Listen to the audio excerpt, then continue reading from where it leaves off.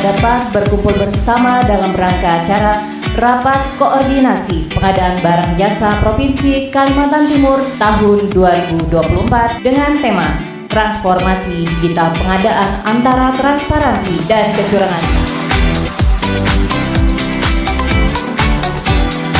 Dengan pun tertadah memohon doa penuh harapan. Acara ini berjalan lancar, penuh berkah, sehingga tak sedikit sorot yang kami dapatkan, melainkan manfaat yang sebanyak-banyaknya.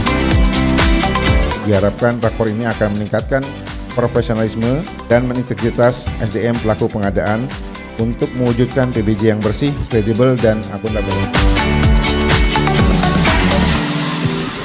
Itu harapan saya dari rapat ini.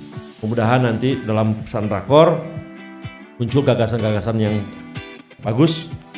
Gagasan yang bagus adalah gagasan yang segera dieksekusi.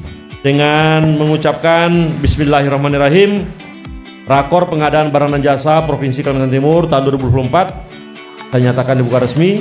Semoga rakor ini dapat memberikan pencerahan, solusi yang preventif, mitigatif, dan yang terbaik bagi masyarakat Kalimantan Timur.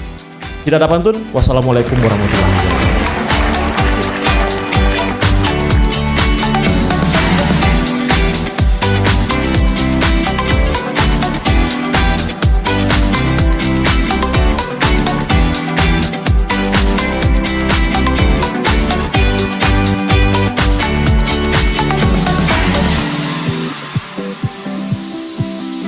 Ini yang ideal yang kita harapkan, pengadaannya cepat dan tepat, anggaran cepat terrealisasi, prinsip kehati-hatian juga diperhatikan.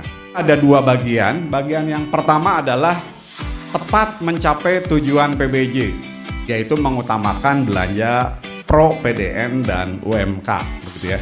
Tiga lagi adalah terkait dengan proses yang harus cepat dan tepat, yaitu mewujudkan proses pengadaan yang transparan, memaksimalkan efisiensi belanja pemerintah, dan mempercepat penyerapan anggaran.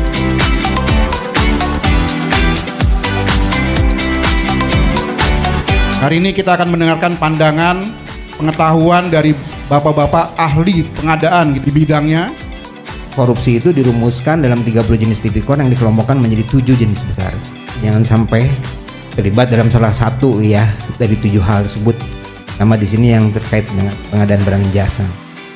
Dan tolong mindsetnya teman-teman tuh, penyedia itu tidak harus berbadan usaha, bisa individu.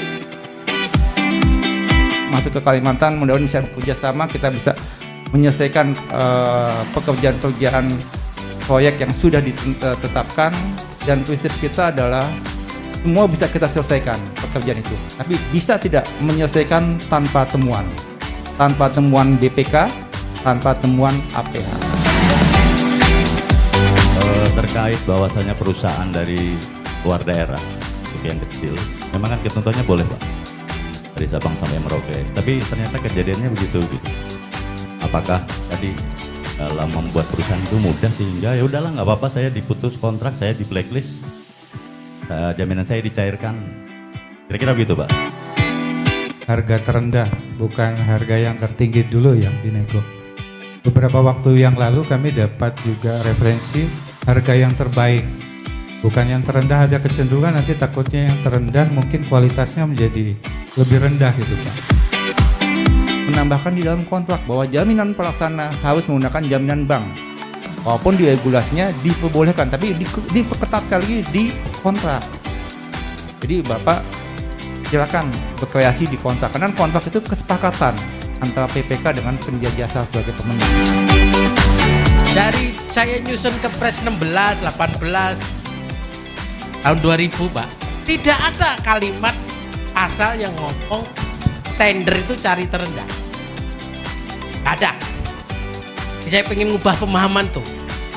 Anda nggak usah takut, gugurkan bukan terendah kalau memang dia layak gugur.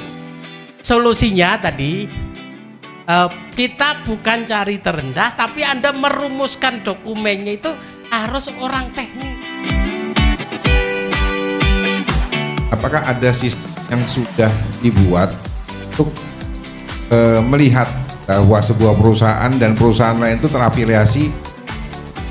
Kalau sudah ada, apakah tidak baiknya diintegrasikan dengan PSS sehingga begitu ada perusahaan yang terafiliasi ya tidak bisa masukkan penawaran langsung.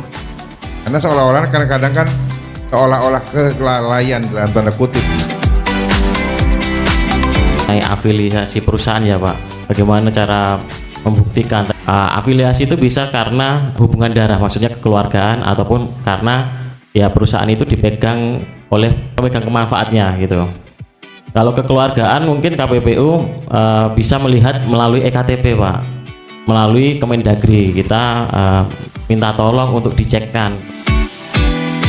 Kenapa perusahaan ini IP-nya sama dan kami lewat admin coba menjelaskan seperti itu. Beberapa kali menjadi saksi Pak, yang menjadi pertanyaan saya, hasil putusannya itu apa? Kami nggak tahu gitu ya. Apakah kemudian perusahaan ini didenda atau di blacklist, atau kemudian ketika ada keterlibatan PPK itu atau POKMIL itu sanksinya apa gitu. Nah itu mau tahu hasilnya itu di mana? Di Stranas PK Bapak Ibu, kita kerjasama dengan Kementerian Kumham. Jadi kita namanya ada kerjasama BO-AHU. BO itu artinya Beneficial Ownership. Gitu Bapak Ibu. Jadi nanti pada waktu teman-teman mau melakukan proses itu tender, pemilihan atau apapun itu, teman-teman akan dapat informasi, oh data disikap atas perusahaan ini, BO-nya siapa saja, Awan, siapa lagi gitu.